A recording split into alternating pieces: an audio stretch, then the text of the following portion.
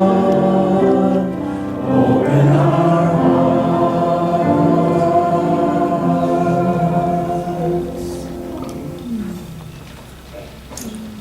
Catherine and Sierra, would you like to come up for a story this morning?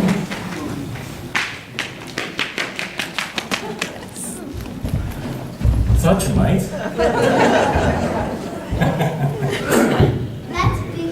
That's the big box like always. It's a big box like always. You're absolutely right. Let's take the So box and travel through time. So how are you two this morning? Good. Are you good? Well, this story, before we open the box, and because this is a story that I don't think I've told you before. I'll twist it up here. There we go.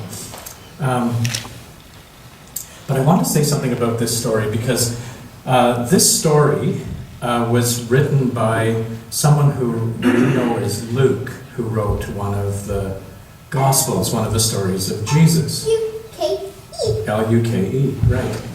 And this story comes at the end of Luke's story, but he wrote it because he read Mark's story about the empty tomb, and it was like he sat down and he read this and he thought, you know what, I want to tell a bigger story. Or the true story. Well, I think they all have some truth to them, but this was a bigger story. And so he set down this story. So we don't know if it's really, like if it really happened like this or not, but we know that he wrote it because there was a truth he wanted to tell us about God. And so, as I thought about that, I thought, well, I'm going to tell you the story, but I'm going to tell my version of this story.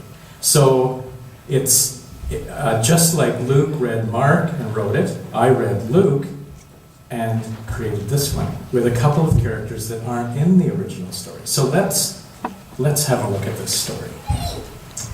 Okay, now I need you to back up because I need room to actually put it out. What's the black dotted thing? Oh, you'll see eventually. That's going to come out of the box. So we start with the desert, with the land where Jesus lived and taught people about God. And that's great. Okay, let's just let it lay there like sand in the desert. Now, this story happened just 3 days after Jesus had died, after Jesus had been crucified on the cross. And so people were still really sad about that, and they were also very afraid. They were afraid that if anyone found out that they liked Jesus, that they might be killed too. So people were afraid, and they were also very, very sad. And this story happens not in the big city of Jerusalem, which Sierra, you might remember from a few weeks ago. I had the big city with all the Roman soldiers. Do you remember that? Well, this happened just in a little village called Emmaus, just outside of Jerusalem. A few kilometers away from Jerusalem.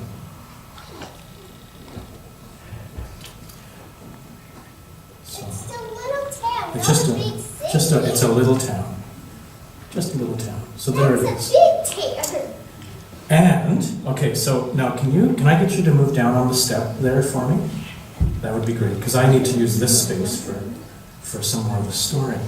And this story begins with a young boy named David and a young girl named Sarah, and they lived in Emmaus, and they were very excited because they heard, or they knew that their uncle Cleopas and Aunt Tabitha, who lived in the big city of Jerusalem, were coming to their place for dinner. So they were out on the street watching down the road for them to come, and they were quite excited. But David and Sarah's mom and dad said to them, you need to not be too excited when you see them, because they will probably be very sad, because they were friends of Jesus. And so David and Sarah's mom and dad were pretty sure that they would be pretty sad about him having died, and because he was a friend. So they're watching, and finally, way down the road, they see a couple of people, and David says, look, they're coming, there's Uncle Cleopas and Aunt Tabitha.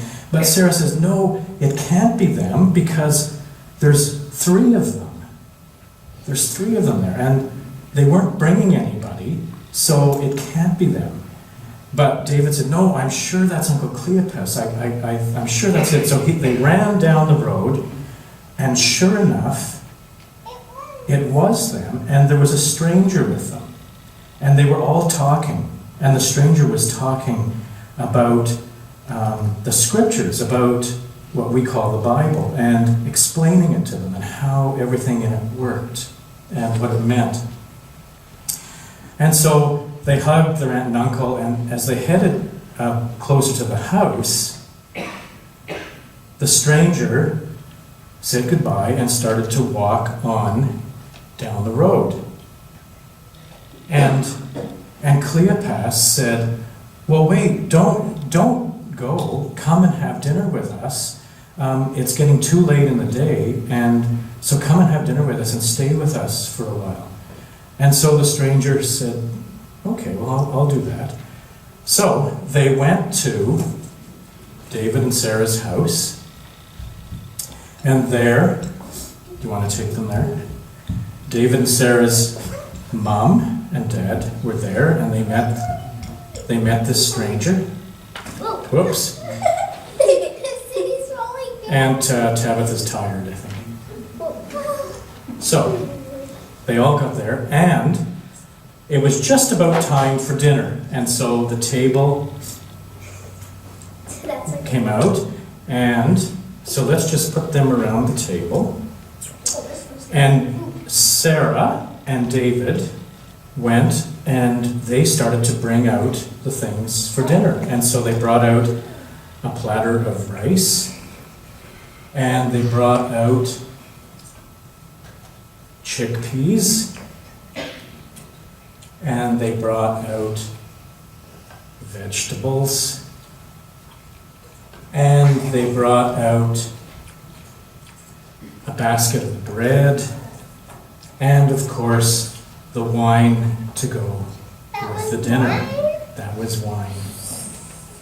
I want some. And so once all the food was on the table, so I need to have Mom and Dad. So once all the food was on the table and everybody was around,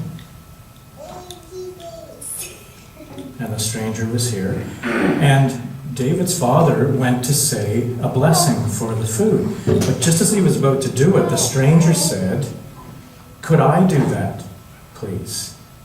And so David's father said, "Sure." And so the stranger came into the center of the table. Yeah. And he took the bread that was on the table. That's real bread. And he held it up, and he closed his eyes, and then he broke it. And he gave some to Cleopas, and some to Tabitha, some to David and Sarah, and to David's and Sarah's mom and dad. And Uncle Cleopas had this stunned look on his face, and he said, "Jesus?" And then Aunt Tabitha said, "It's Jesus." And David and Sarah looked to where the stranger was, and he was gone. He had disappeared. So Uncle Cleopas and Aunt Tabitha raced out of the house to look for this stranger because they couldn't figure out where he'd gone. And David and Sarah also raced out with them to try and find them.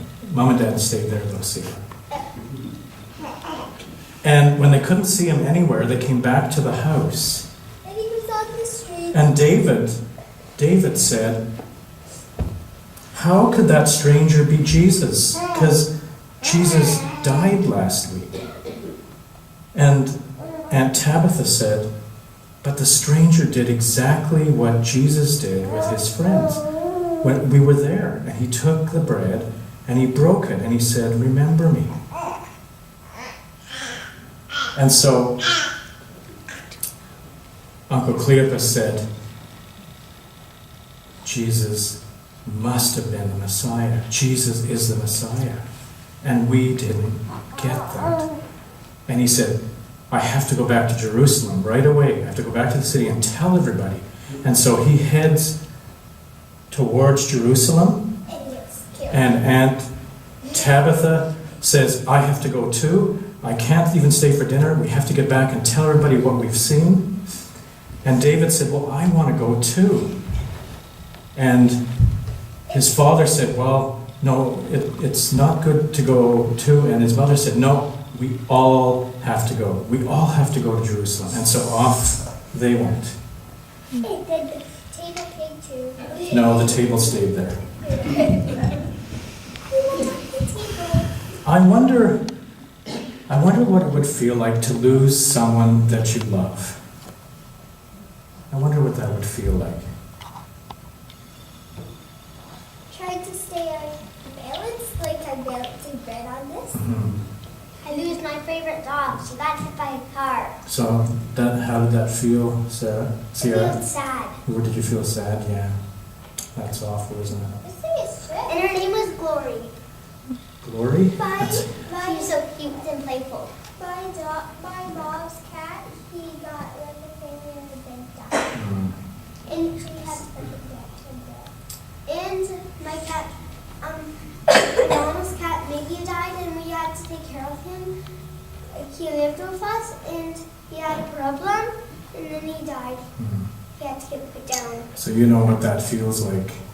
I wonder how it would feel to know that you could still feel that someone that you've lost or a pet that you've lost in your heart. I wonder how that would feel. To know that it still feels like they're here. I lost my uncle too. Did you? And I